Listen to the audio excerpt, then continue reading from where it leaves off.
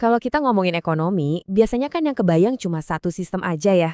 Tapi, gimana kalau ternyata ada sistem lain yang dibangun di atas fondasi dan tujuan yang beda banget? Hari ini, kita akan coba bedah sebuah cetak biru ekonomi yang menjadikan keyakinan dan etika sebagai intinya. Nah, untuk mulai coba kita tanyakan dulu ke diri sendiri. Tujuan ekonomi itu sebetulnya apa sih? Apa cuma buat numpuk kekayaan dan profit aja? Atau jangan-jangan ada sesuatu yang lebih dalam? Pertanyaan ini penting banget, karena kita akan menjelajahi sebuah sistem yang mendefinisikan sukses dengan cara yang sangat berbeda. Oke, ini dia gambaran besar pembahasan kita kali ini. Kita mulai dari tujuannya yang beda, terus kita bakal pahami konsep falah. Setelah itu, kita lihat gimana model manusianya dibayangkan ulang, kita jelajahi fondasi dan aturan-aturan barunya, dan terakhir, kita lihat gimana sistem ini mencoba menciptakan pasar yang punya nurani. Oke, mari kita mulai. Ekonomi mikro Islam ini sebenarnya muncul sebagai jawaban loh. Jawaban atas masalah-masalah yang sering kita lihat di sistem konvensional, kayak ketimpangan atau eksploitasi sumber daya. Idenya tuh simple, tapi radikal.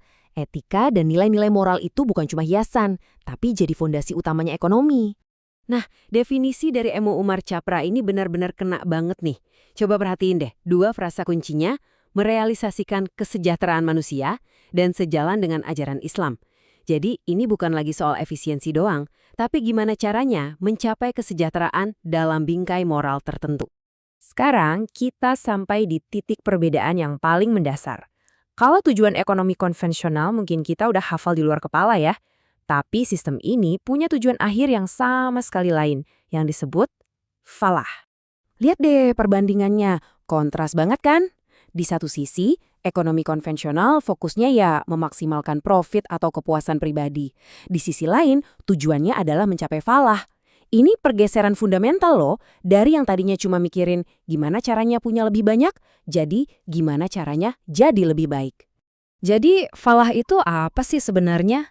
Anggap aja ini konsep sukses yang holistik, yang 360 derajat.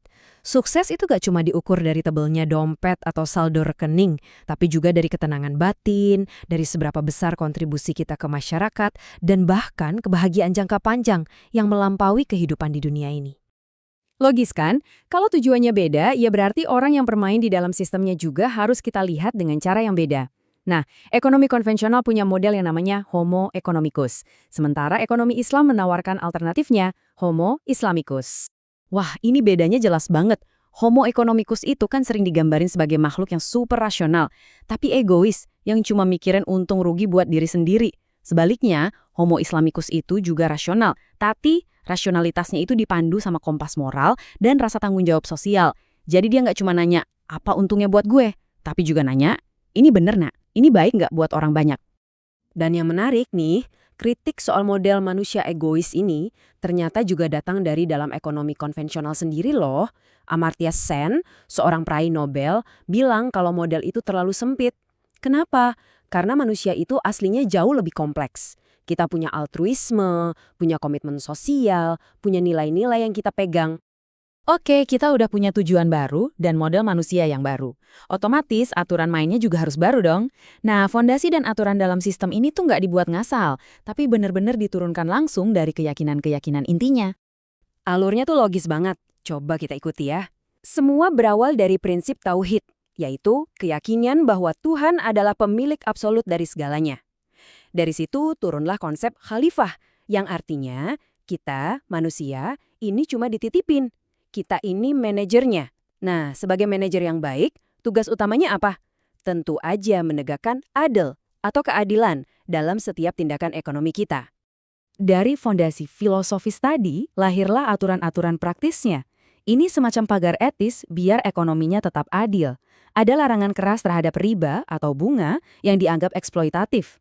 Terus ada gorar, yaitu larangan spekulasi atau ketidakpastian yang keterlaluan. Ada juga maisir alias judi, dan yang terakhir, israf, yaitu larangan buat boros atau foya-foya. Dan biar kita paham seberapa penting aturan-aturan ini, kita bisa lihat langsung ke sumbernya. Ayat ini misalnya secara tegas membedakan mana perdagangan yang halal, yang boleh, dan mana riba, yang haram, yang dilarang. Ini jadi salah satu pilar utama dalam sistem keuangan Islam.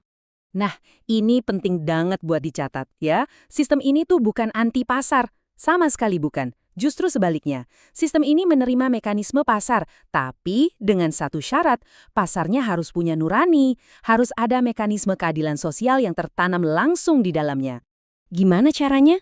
Salah satunya lewat hierarki kebutuhan ini. Coba lihat deh, prioritas nomor 1 itu daruriyat, hal-hal yang esensial buat bertahan hidup.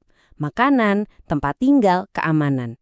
Kalau itu semua udah aman, baru deh kita naik ke level 2, hajiat. Hal-hal yang bikin hidup lebih gampang, kayak kendaraan atau pendidikan.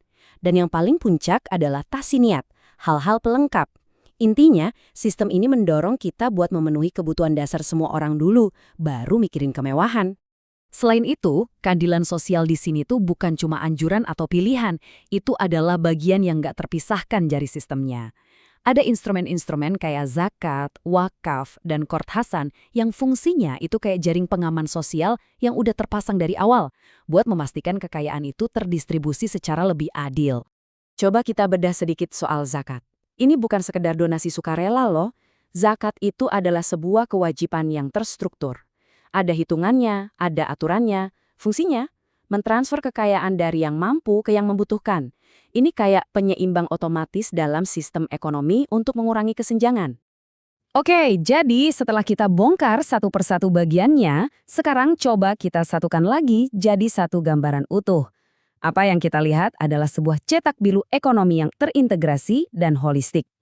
Jadi, apa aja poin penting yang bisa kita bawa pulang? Pertama, tujuan utamanya bukan profit, tapi falah, kesejahteraan yang menyeluruh.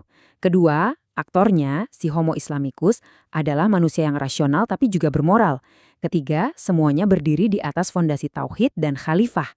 Keempat, pasar itu boleh, tapi harus ada aturan main yang jelas, yang melarang riba dan praktik nggak adil. Dan yang kelima, keadilan sosial itu bukan program tambahan, tapi udah jadi bagian dari DNA sistemnya lewat instrumen kayak zakat dan wakaf. Semua pembahasan ini akhirnya membawa kita ke satu pertanyaan reflektif yang menurut saya penting banget buat kita semua. Gak peduli apapun sistem yang kita anut. Coba bayangin deh, kalau seandainya prioritas utama ekonomi kita itu digeser dari yang tadinya cuma menumpuk kekayaan menjadi menciptakan kesejahteraan yang sejati buat semua orang. Kira-kira perubahan apa ya yang bakal kita lihat di dunia sekitar kita? Sebuah pertanyaan untuk kita renungkan bersama.